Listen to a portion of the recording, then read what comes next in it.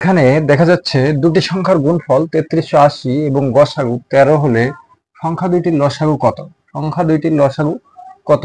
তাহলে এই ক্ষেত্রে আমরা দেখব যে সূত্র আমরা জানি লসাগু সমান লসাগু সমান দুটি সংখ্যার গুণফল, দুটি সংখ্যার গুণফল, দুটি সংখ্যার গুণফল ভাগ কি আছে সংখ্যা এবং গসাগু ১৩।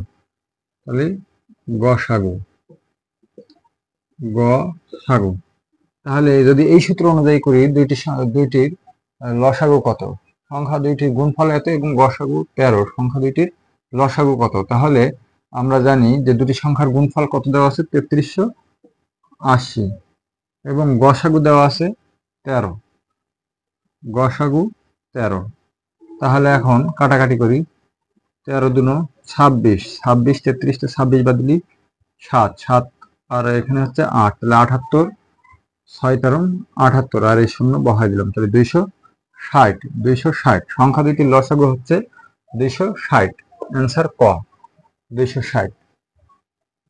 আশা করি যদি আমাদের এই ভিডিওটি ভালো লেগে থাকে তাহলে যে যেখান থেকে দেখছেন, ইউটিউব থেকে দেখলে সাবস্ক্রাইব করবেন এবং ফেসবুক পেজ থেকে দেখলে আপনারা অবশ্যই ফলো করবেন ইনশাআল্লাহ।